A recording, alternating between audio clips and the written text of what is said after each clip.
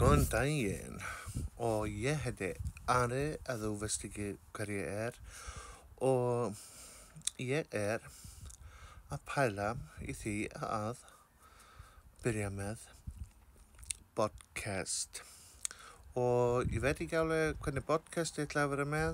Ég er búin að vera að pæla í samfélagið. Hvernig er það?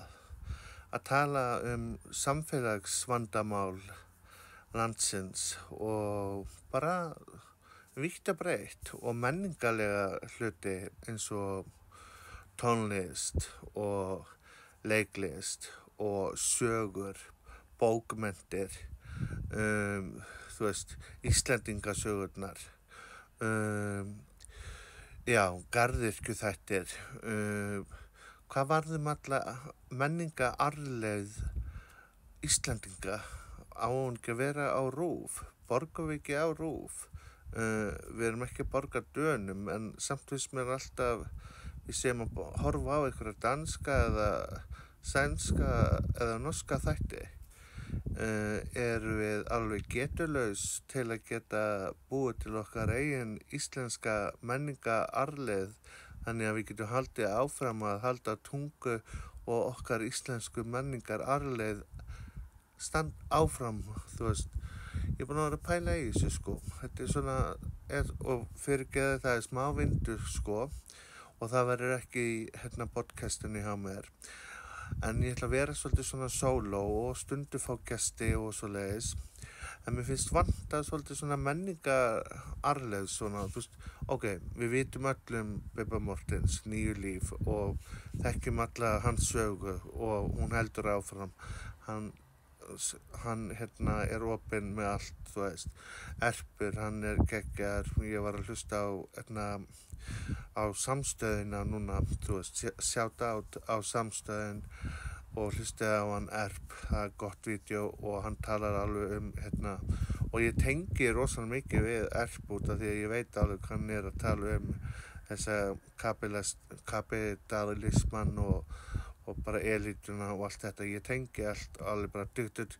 Það er eins og ég þekki hann í öðru lífi eða fyrra lífi eða whatever.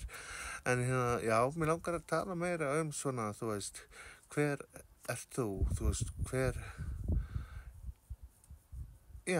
þetta er svona mín pæling og hugsun og bara, þú veist, það sem við þurfum aðeins að átta okkur á, sko, að ég er ekki fara að tala ensku þegar ég er Íslendingur og mér er alveg sama tekjur, þú veist, að meðan ég er með þak og mat þá er ég bránaður en mér langar að halda áfram að tala íslensku og ég bara, þú veist, og ef einhver erlendir vilja hlusta á þá bara getum komið bara sjálfkrafa texti eða eitthvað, þú veist.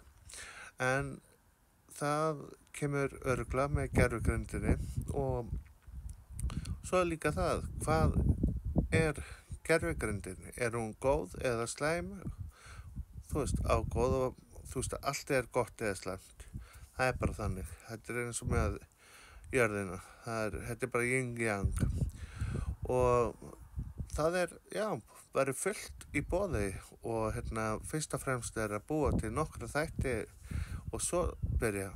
En það er hellingur sem ég er að pæla og að gera og það verður bara gaman fyrir ykkur að sjá líka bara hvað er gaman að gera eitthvað svona sem er þýðingamikið fyrir okkur og líka fyrir túrismann, þú veist, sem er að koma hingað, þú veist, að sjá kannski þú veist, menninguna í lifna við, þú veist, úr bók í lifandi á sjónvarpi, þú veist. Það væri gaman að sjá það og svo er líka bara gott að fá eitthvað svona komment niður í eða er með einhverjar hugmyndir út af því að ég bara í því að skrifa núna hugmyndir og beint í hugmyndabankan og það bara verður hugmynd að veruleika og veruleiki að sýnileika og þannig á það að vera. Lífið á að vera dásamlegt, yndislegt og við erum að elska hvort annað og við erum öll jöfn fyrir whatever og fyrirgefu hljóðið. Já, við eigum bara að vera öll jöfn fyrir Guði og vera góð við hvort annað. Ekki rífast. Þú veist, hlustið. En ég að segja bara í alvörunni, við bara sjáum til. Ég elski ykkur öll og við heyrumst í næst þegar ég kem.